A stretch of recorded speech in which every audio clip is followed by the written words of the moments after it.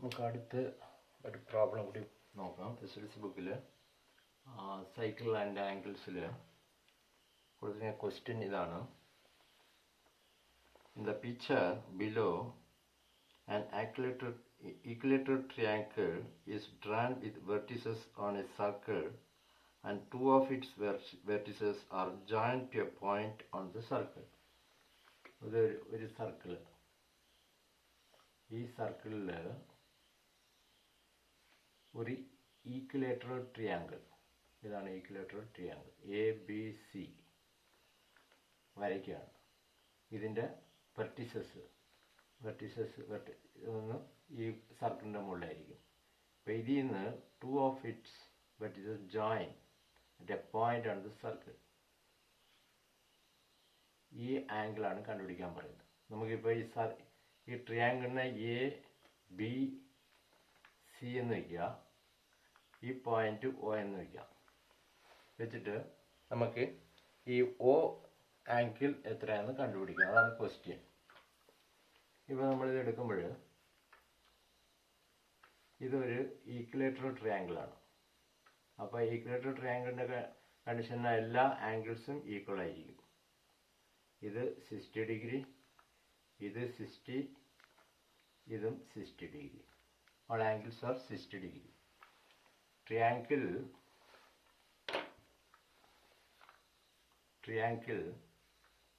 ABC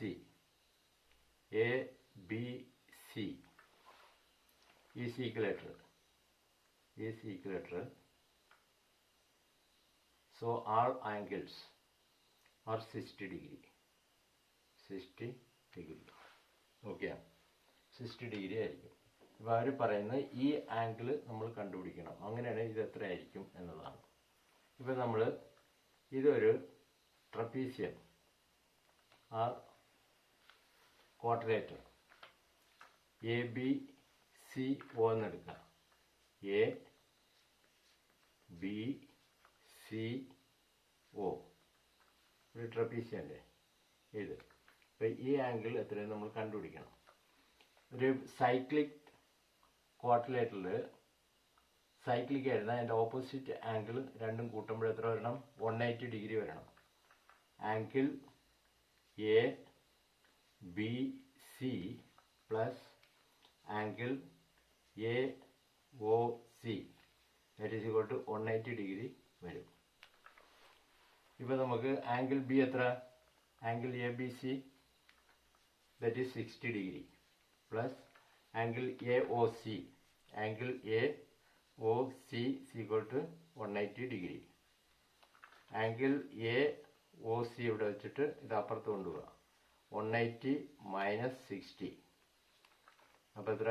120 degree. Angle AOC. അടുത്ത ചോദ്യം, ഇതുപോലെ തന്നെ ഒരു സർക്കിള്, അതിൻ്റെ അകത്തൊരു സ്ക്വയർ, ഒരു ചതുരം.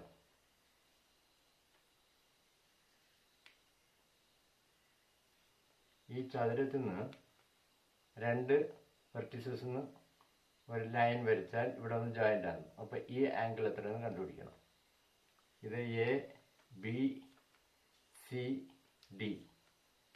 ഈ പോയിന്റിനാണ് നമുക്ക് O എന്ന് വയ്ക്കാം. അപ്പോൾ ഈ ആംഗിൾ കണ്ടുപിടിക്കണം. അതിനെന്നാ ചെയ്യാം?